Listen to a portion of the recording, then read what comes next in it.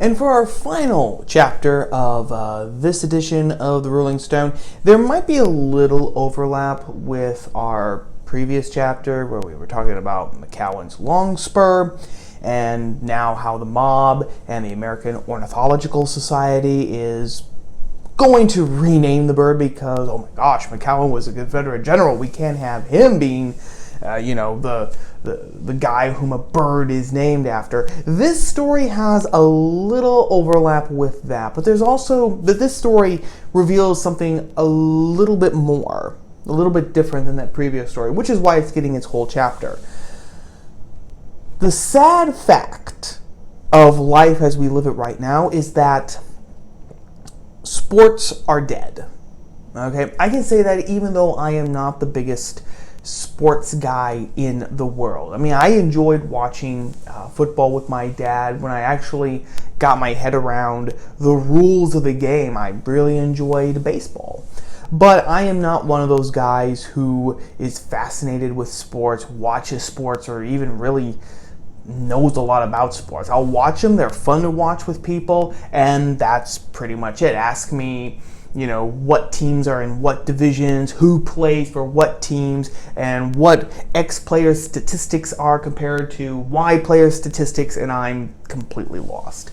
But even though I'm just a casual watcher, I can say with pretty good confidence that sports are dead. Sports as we know it are dead. Now that's not to say that sports have just gone out of existence. I mean, we still have sports. We have different sports: football, baseball, basketball, soccer, hockey.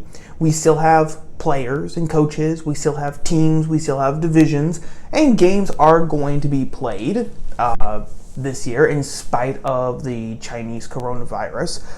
But the soul of sports has dead because it has all become political.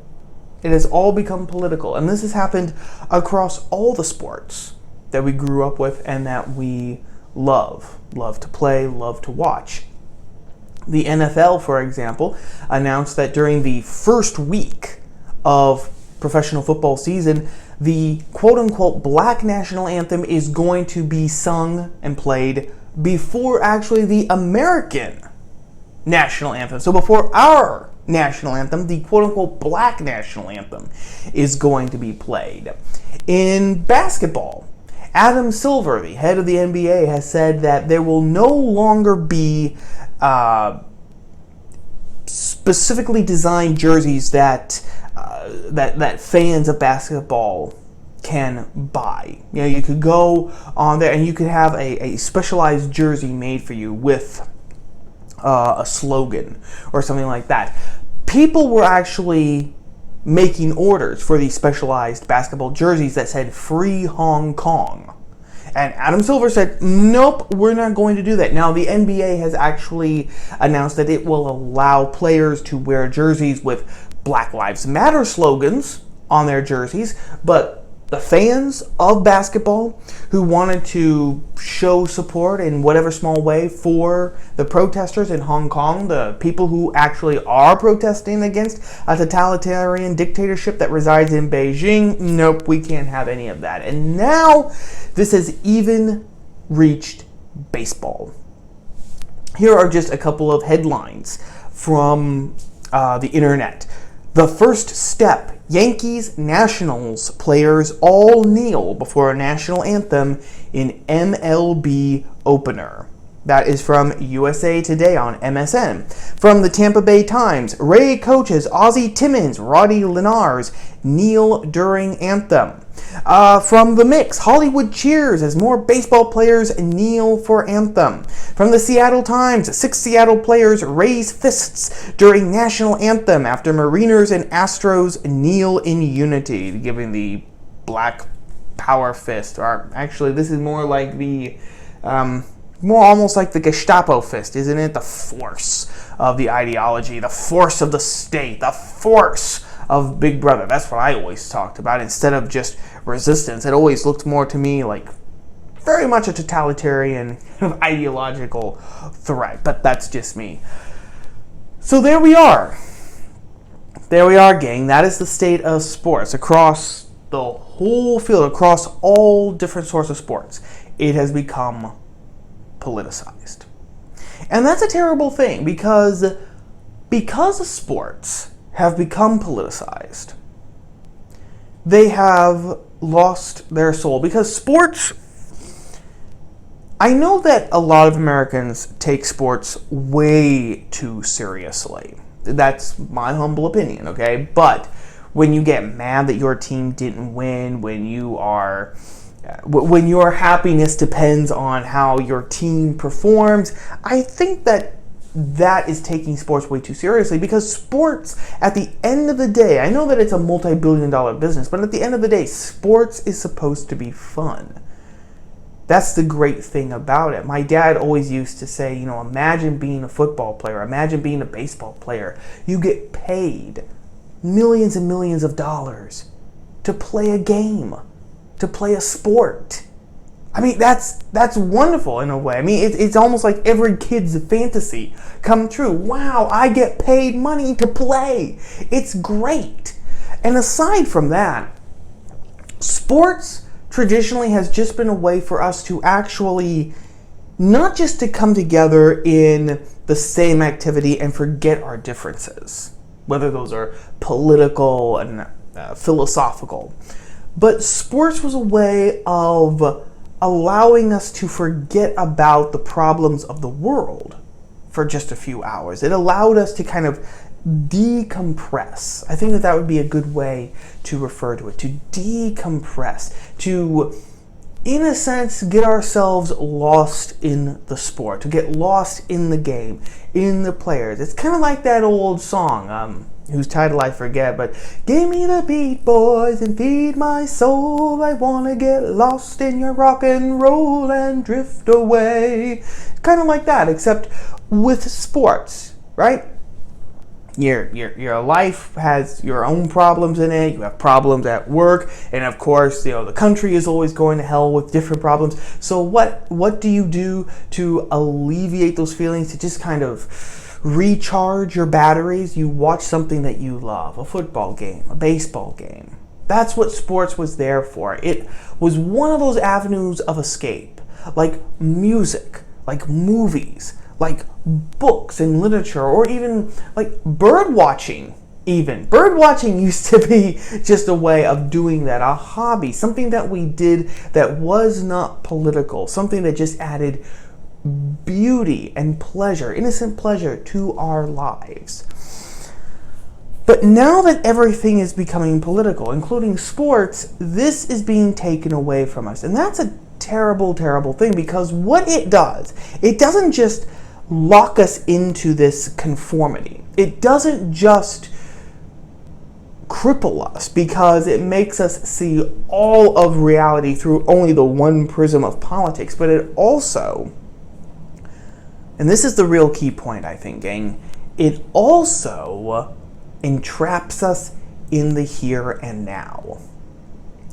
Politics, the goal of politics is to solve the problems of the present. You can't solve the problems of the past because they're already gone and done. You can try and solve the problems that have come about as a result of actions taken in the past, but that again is the politics of the present, the problems that we have here and now because of the past. You can't solve the problems of the future because those problems haven't even happened. And even if you know that your actions are going to cause negative events later on in life, because nothing is 100% pure, and the odds are just that eventually whatever actions you take right today, there are going to be some sort of negative connotations that you haven't thought of, or just come about inevitably but unpredictably because of these actions from the present. You can't let that stop you from doing anything in the here and now, because then nothing would get done. So those problems of the future, they have to be taken care of when they come up. Like the old saying goes, you have to cross that bridge when you get to it, right? So that's what politics is. Politics is about the here and now. Well, if everything is political, if everything is politicized, then what that means is that we have no escape from the present. We cannot escape from the four walls of the here and now. And the bad thing about that is that means that we have our imaginations hampered.